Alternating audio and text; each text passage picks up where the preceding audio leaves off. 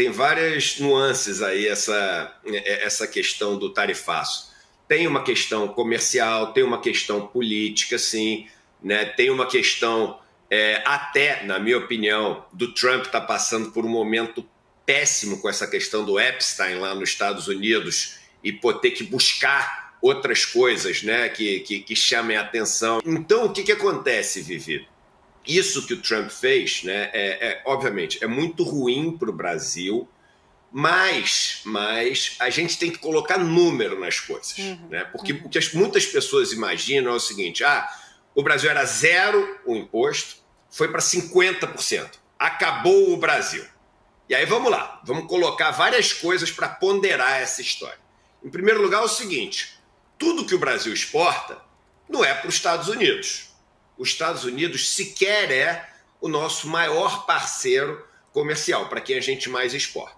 Então esse é o primeiro ponto, né?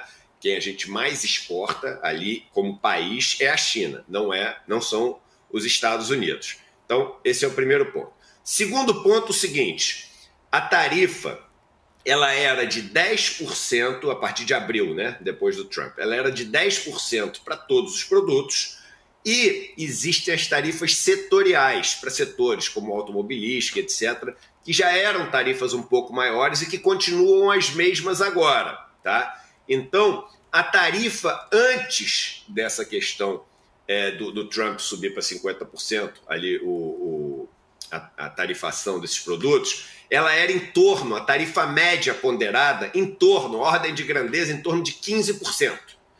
Quando o Trump eleva essa tarifa para 50%, tá?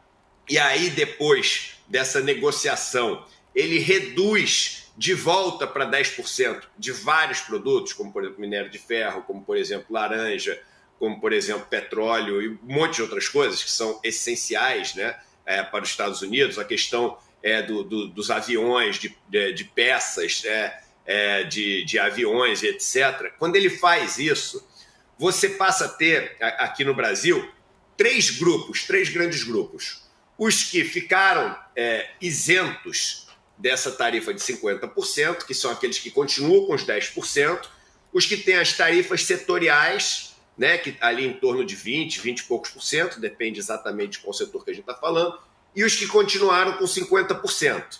Mais de 40% do volume que a gente exporta para os Estados Unidos deixou de ser tarifado 50% nessa negociação. Então, a tarifa média agora é de algo em torno de 27%. Tá? É que essa conta é muito no detalhe ali. Mas se você for olhar, o importante para a gente é que são os grandes números. O que mudou nessa situação? Saiu de 15 para 27, a tarifa média, né? Então, a gente está falando de uma tarifa média que subiu um pouco mais do que 10%. É ruim? É péssimo. Até porque tem essa questão de serem vários setores diferentes e quando a gente pega a média, né, a gente às vezes encobre a situação específica de setores que estão passando um perrengue com essa história. Né? Então, vou dar um exemplo. A minha sogra, ela é sócia de uma fábrica de chapéus aqui no Brasil, né? E eles tinham duas exportações fechadas, 2 contratos fechados que foram cancelados, porque eles estão ali nos 50%.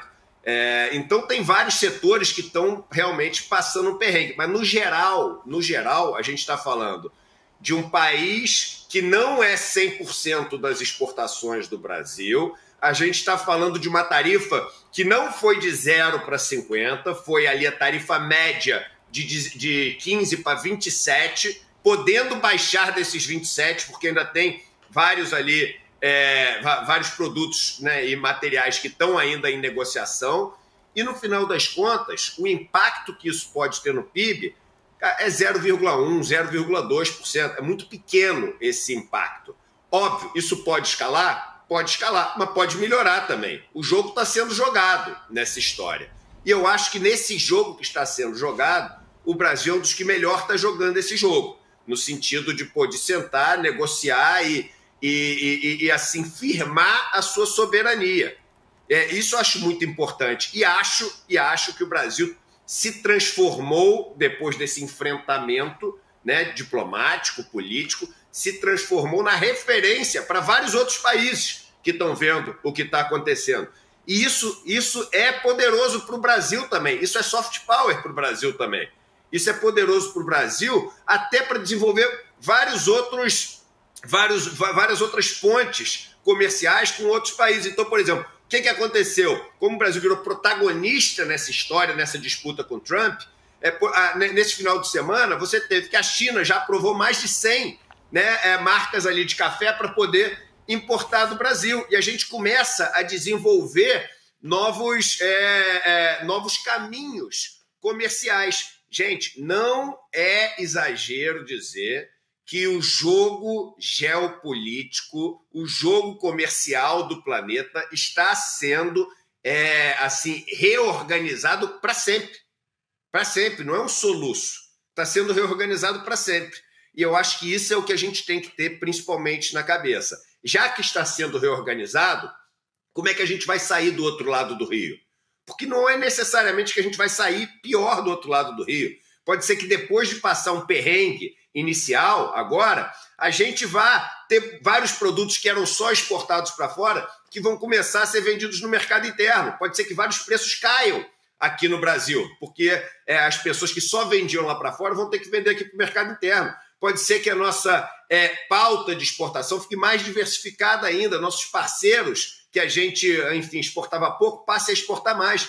Pode ser que o Brasil saia mais forte dessa travessia do que entrou. E mais importante do que tudo, menos dependente dos Estados Unidos, né? Que, enfim, sempre frearam aqui o nosso desenvolvimento e apoiaram os golpes que a gente teve aqui no Brasil. Então, eu acho que o jogo está sendo jogado e a gente tem que estar atento a isso.